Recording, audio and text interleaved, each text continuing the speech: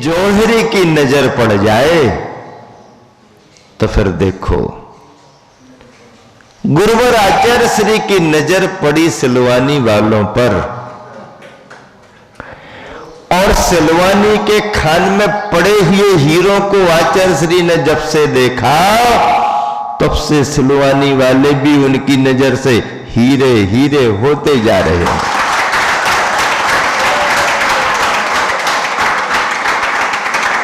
सम्यक दर्शन ऐसा गुण है जो संसारी आत्मा के लिए परमात्मा बना देता है, दिव्यात्मा बना देता है। सम्यक दर्शन ऐसा गुण है, मौलिक गुण है हमारा, बाहर से नहीं आता, हमारे अंदर ही है। उसे प्रकट करना पड़ता है। प्रकट तब होगा जब उसके ऊपर से कसायों का आवरण हम दूर करेंगे।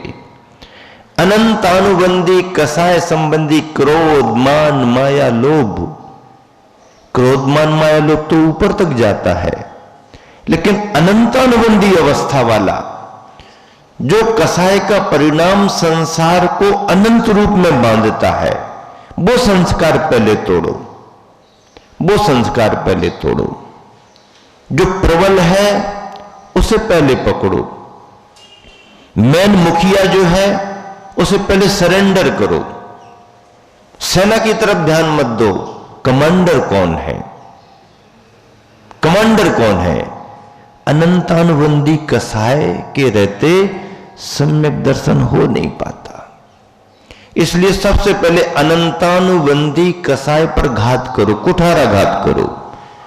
और जैसे ही अनंतानुबंधी कसाय जाती है, मिथ्या तो सम्यक, मिथ्या तो सम्यक तो प्रकृति, ये इनका क्षयोपशम आदि होता है उपशम, तो जो हमारे परिणामों में निर्मलता आती है, जो हमारे परिणामों में पवित्रता आती है, जो हमारे परिणामों में स्वरूप का बोध होता है, उसका नाम सम्यक दर्शन है।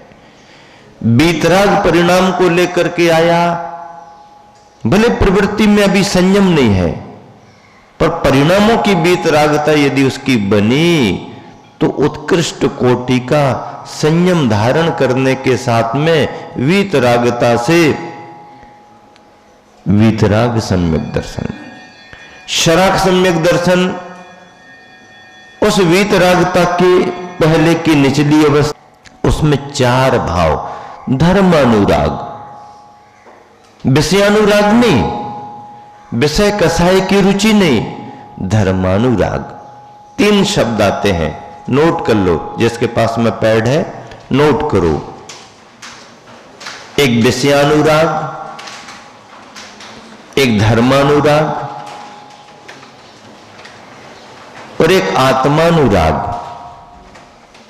विषयानुराग अलग है, आत्मानुराग अंतिम है, धर्मानुराग बीच में है। नोट करें, विषयानुराग, धर्मानुराग और आत्मानुराग। इसके नीचे लिखें, विषयानुराग अशुभ, विषयानुराग अशुभ, धर्मानुराग शुभ और आत्मानुराग शुद्ध। आत्मानुराग कैसा है? शुद्ध है। इस तरह से तीनों प्रकार की स्थितियां रखी गई। एक को अशुभ कहा, एक को शुभ कहा, एक को शुद्ध कहा, एक को हम रॉन्ग कहेंगे, एक को राइट कहेंगे, एक को प्योर कहेंगे। प्योर, आत्मानुराग प्योर। तो यहां पर धर्मानुराग की बात आई, विषयानुराग की बात नहीं।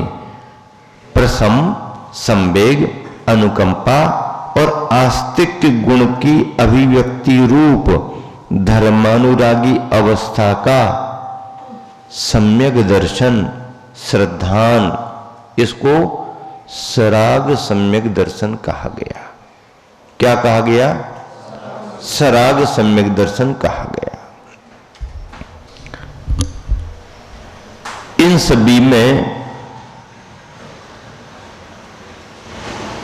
सभी के लिए एक एक बिंदु को समझना है, एक एक बिंदु को समझना है। प्रसम क्या है, संवेग क्या है, अनुकंपा क्या है, आस्तिक्य क्या है। प्रसम के लिए देखो क्या लिखा है, कसायों की मंदता, विषयों में अरुचिपना। ख्याल में आया? किताब में मिलान किया।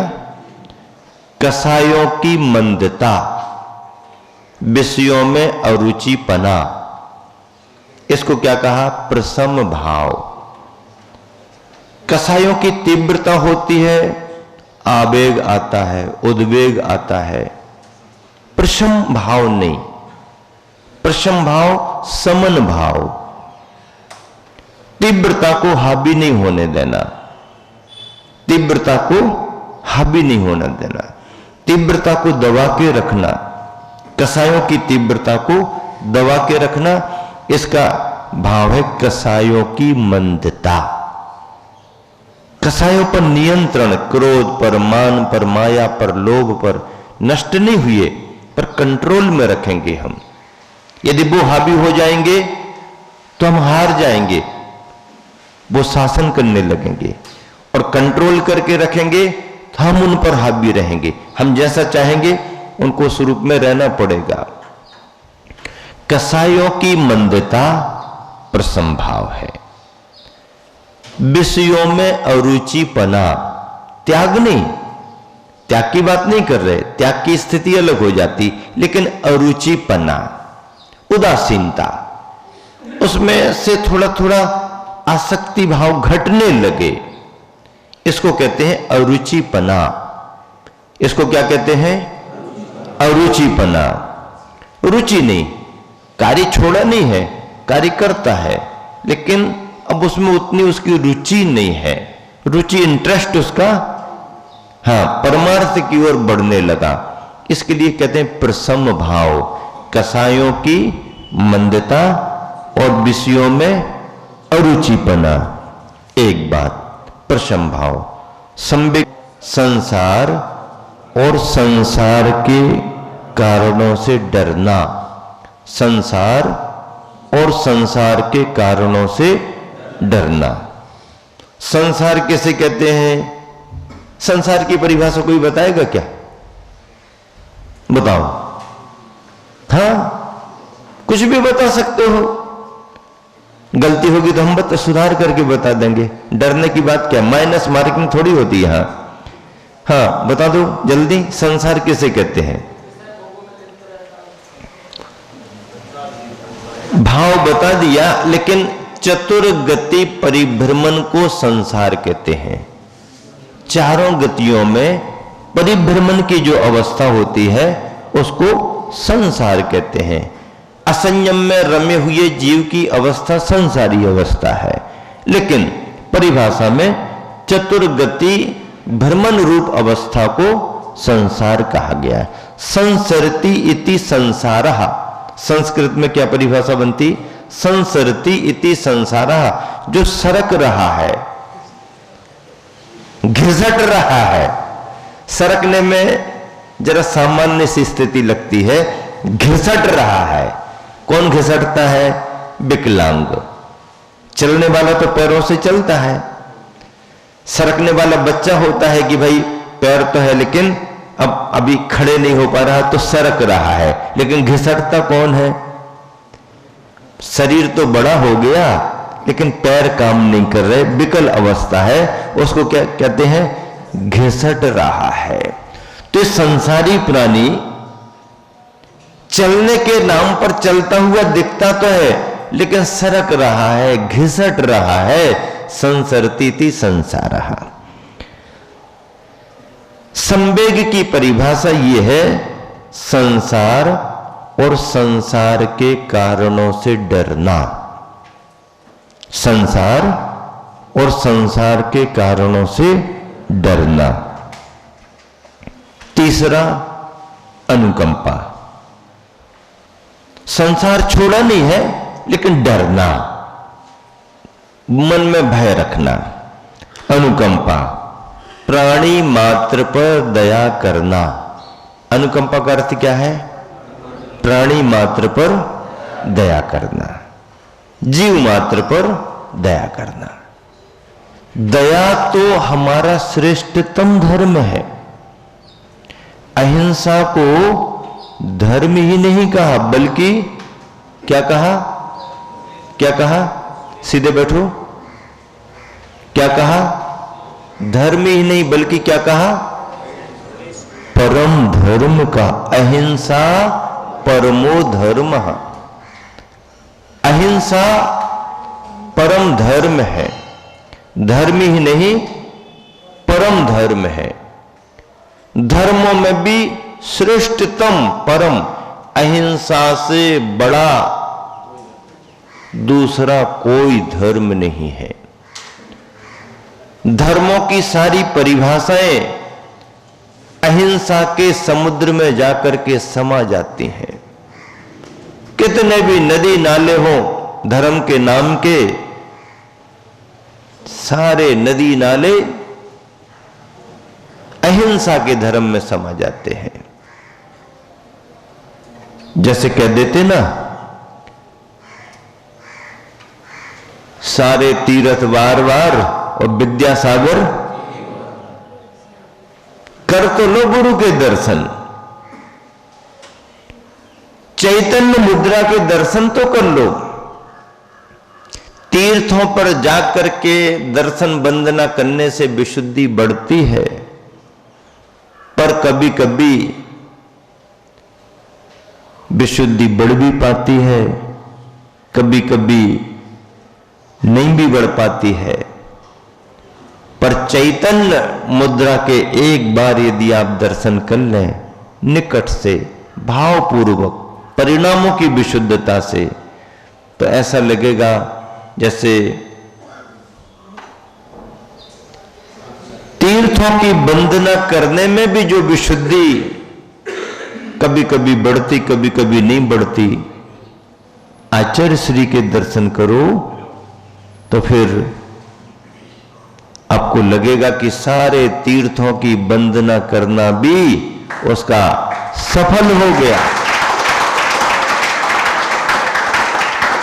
और गुरुवर के दर्शन करके फिर तीर्थों की वंदना करोगे तो तीर्थ भी चैतन्य दिखेंगे, जीवंत दिखेंगे।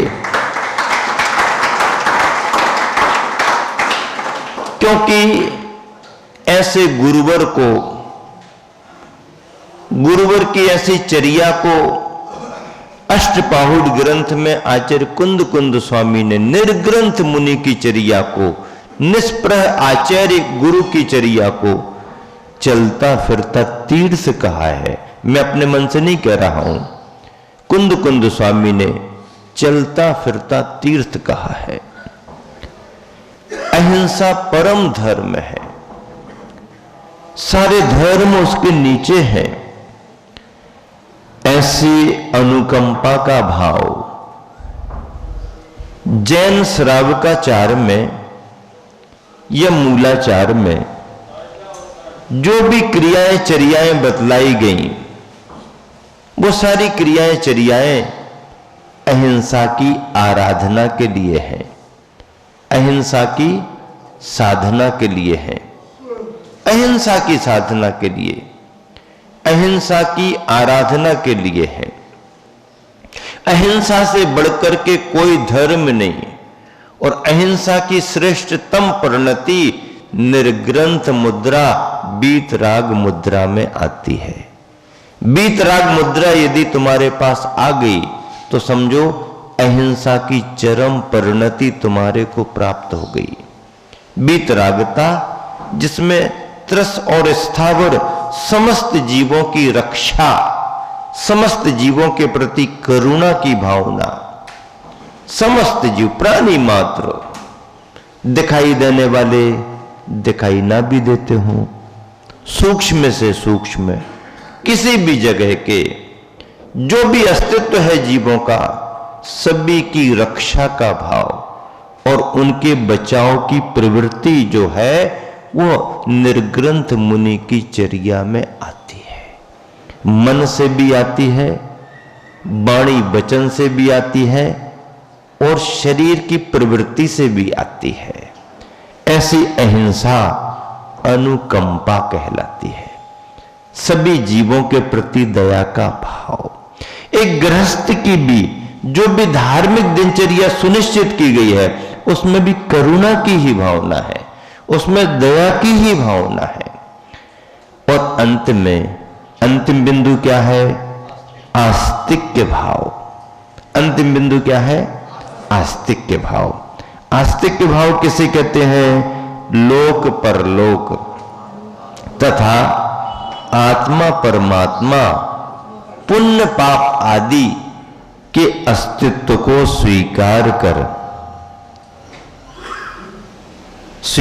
करना, उन पर विश्वास करना। किस किस पर?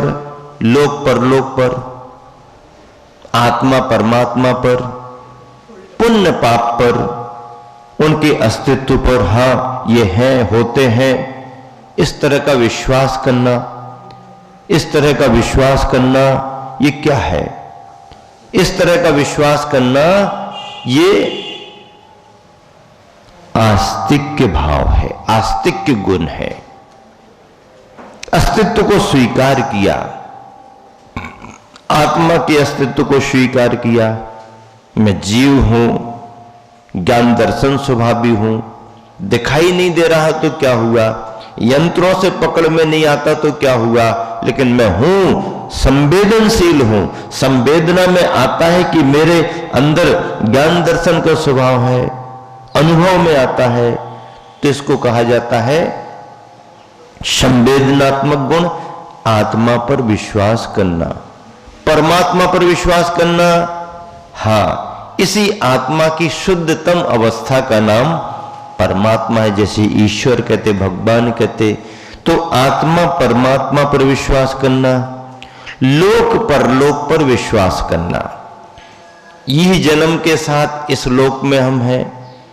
यह की आयु पूर्ण होने पर जीव अगली पर्याय में जाता है, वहां शरीर धारण करता है। संसार में परलोक भी है, स्वर्ग भी है, नरक भी है। अच्छे कार्यों से स्वर्ग मिलता है, हिंसादि पापादि कार्यों से जीव नरक में जाता है। लोक परलोक पर श्रद्धान रखना और पुण्य पाप पर भी भरोसा रखना। हाँ, नास्तिकवादी इस पर भरोसा नहीं करता। क्या है, कुछ नहीं है, ये तो सब कहने की बातें हैं, जब तक है और बाकी खत्म कहानी। हाँ, ऐसा नहीं है। यदि तुमने किसी के साथ कुछ बिगाड़ किया है तो फिर उसका फल तुम्हें उसी जन्म में भी मिल सकता है, अगले भव में भी मिल सकता है। यही सोच करके ना चले कि इस जन्म में तो कर लो, अगले जन्म में जब मिलेगा तब देखेंगे। नहीं, अगले जन्म में तो अगले के अगले, अगले के अगले, अगले जैसी स्थिति बंदी होगी तो अगले अगले में तो फल मिलता ही मिलता है। इसी जन्म में भी कई कर्मों का फल मिलने लगता है।